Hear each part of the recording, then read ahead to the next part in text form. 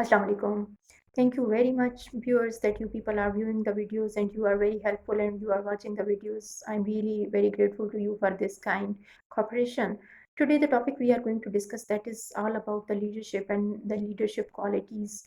Who are the first of all we need to define who are the leaders. Leaders are basically a person who are keeping more abilities, who possess good abilities and the capacity who can lead the followers and who is a better person as compared to his followers. And a leader is always a person who is leading the whole group and who is listening the voice of the whole group and who is fighting for the right of his followers, because a leader cannot become with a single individual or as one community or one group of the people. Rather, he need to have a big mob, he need to have a big followers, a great number to become the leaders. There are several examples of the leaders. The first leader I would like to mention, that Holy Prophet peace be upon him, is the religious leader of all the Muslims of all the countries who are the Muslim countries. Holy Prophet, peace be upon him, is considered one of the best leader of the whole world and rather the whole universe.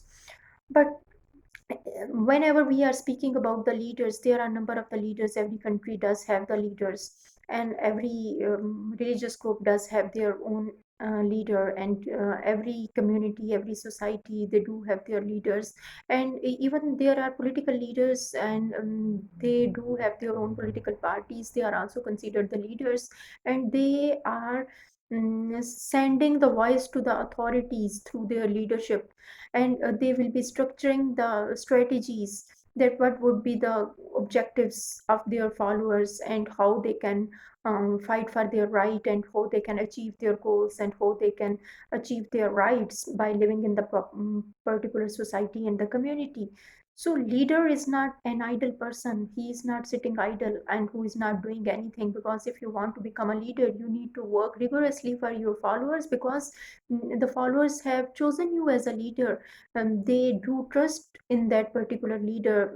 They believe in it, that the leader will do something for their rights, and he is the person who will achieve something for them. This is why they have chosen the leader. Whenever we speak in the industrial setting, we can say that there are also labor unions, and they have chosen one leader who always raise the voice for all the workers, what are the do's and the don'ts of the work. And he is a person who is defending the rights of all the laborers, and who is fighting for achievement of the goals and all those incentives which are not given by the industry. So that person is known as the labor union. But whenever we speak about the political leaders are those leaders who are running some political party, and they do have their own manifesto, and they do have a very good vote bank by their followers. They are also known as the political leaders, because a great number of the followers are there behind their political party. That's why they become the leader. And leader doesn't become in a single day. It takes ages, it take years, it take decades, and it take a great deal of work. It requires great deal of hard work, and it also requires great deal of dedication, devotion, and determination for his people, because one person who is not doing anything, he cannot become a successful leader. He need to sacrifice, and he also need to face the various rigorous difficulties and the hardships and the obstacles, because he is not fighting for his own rights, rather he is working for the rights of his followers. That's why he need to face rigorous hardships and the obstacles. In the same way, there are some other leaders, but there are several types of the leaders. Before that, I would like to explain you what qualities does a leader possess. Leader is possessing number of the qualities, because he is distinguished from the followers, and he is having very good capacity to lead the whole community, and he also have several ideologies. He is better person, he is very much intelligent as compared to the followers, and he would be making the plannings and structuring the situation. But what qualities does a leader possess? He need to possess number of the qualities. For example, a leader must be very intelligent. He must be smart. He need to understand the problems of his followers. If he doesn't know the problems of the followers, how he would solve the problems and issues of his followers? The third thing is that mm, he need to send the voice of his followers to the higher authority, and he must need to have a very good decision power. If he is not having a good decision power, he cannot make the instant decisions, he cannot take quick decisions if it is required to take. Then he need to have the humanity. He need to have a very sympathetic heart, and he need to have a very helping person. If he becomes a very helping person to the others, then he can help his followers, and then he can help the needy people. Empathetic, sympathetic, intelligent, smart, decision making power, these are the qualities of the leaders. And he also need to endure the situations, and he need to have a very good perceiving situation, perceiving ability, that he should understand the situation, and he should act accordingly. And he need to make the plannings, he need to make the strategies, that how he can become a successful person, because he is the person who is leading the whole group of the followers.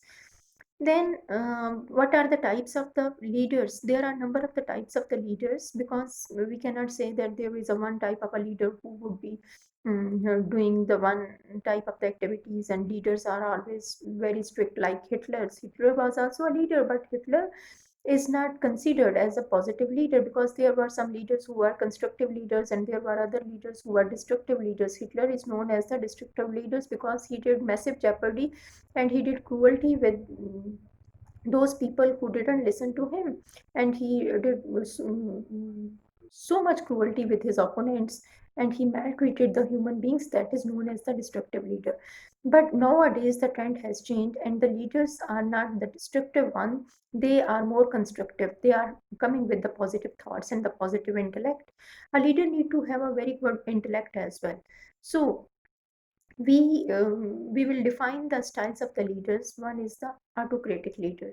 Autocratic leader is that type of the leader which is very strict leader. He would be making the policies, he would be making the strategies, and those strategies and the policies would be implemented on all of his followers. That is a very strict type of the leader, and leader would be keeping everything in his hand, and he's not giving a chance to his followers to give opinion and their advices in this type of the leadership.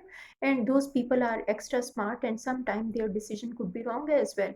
This is why this leadership style is not highly acceptable throughout the world, while various theorists, they according to them, they say that democratic leadership style is highly appreciable throughout the world. What is the democratic leadership style? Democratic leadership style is that style in which people are being listened. Leader would be listening the opinions and the viewpoint of their followers, and they would be taking the suggestions. If there are some political parties, they are having the democratic leaders, and their opinions and their suggestions is highly accepted and listened by the leader. And this is more value would be given to their opinions and the suggestions. The third type of the leadership style is known as the laissez-faire method of leadership style. This method is that the leader is weak enough, he would be leaving everything on his followers. This is not a good leadership style again. Then there is the bureaucratic leadership style. They would be making the decisions, they would be implementing everything, and mm, this is not also acceptable leadership style. Then there is another leadership, that is a dictator leadership style. Dictators are very cruel, like Hitler was a dictator leader. And another type of the leadership style is the administrative leadership style. In the administrative leadership style, they would be administering the thing, and they will be controlling the whole situation. That is known as the uh, administrative leadership style. In every institution, there would be some administrators who would be dealing with all those things and the matters and the issues and the problems, and bringing the new ideas, and they are innovative. That is the administrative leadership style. But how a leader is helping to his followers, and there are various leaders who become very popular in a very short period of time, but later on, whenever they are moving ahead, their fame is starting defaming, and they don't become the popular leaders.